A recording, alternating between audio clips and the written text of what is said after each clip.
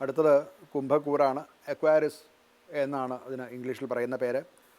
അവിട്ടത്തര, അതായത് അവിട്ടത്തിൻ്റെ 3ഉം 4ഉം പാദങ്ങളും ചതയവും പോരൂരുട്ടാതി മുക്കാല് 1, 2, 3 പാദങ്ങൾ ചേർന്നതാണ് കുംഭക്കൂറ്.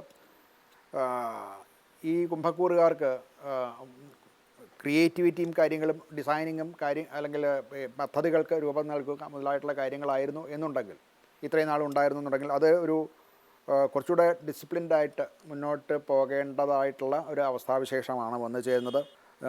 ജൂൺ മാസം ഒരു 12, 13 കാലഘട്ടത്തിലാകുമ്പോൾ വളരെ വർക്ക് പ്രഷർ വളരെ കൂടും. അത് വളരെ ഡിസിപ്ലിൻഡായിട്ട് ജോലി ചെയ്തില്ല എന്നുണ്ടെങ്കിൽ, അത് അവനവൻ്റെ കർമ്മമേഖല ഏതാണെങ്കിലും അതിനനുസരിച്ച് അതിൽ വേണ്ടത്ര ശ്രദ്ധ ഇല്ല എന്നുണ്ടെങ്കിൽ, ആ വർക്ക് ലോഡ് കൂടുന്നു എന്നുള്ളത് കൊണ്ട് അതിൽ വളരെ പ്രയാസപ്പെടും.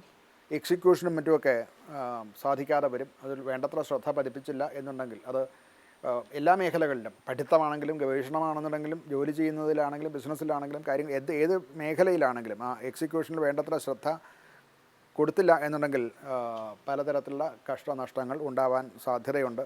അതുപോലെ തന്നെ കുറച്ച് എക്സ്പെൻസ്, വരുമാനത്തെക്കാളേറെ എക്സ്പെൻസ് ഉണ്ടായേക്കാം.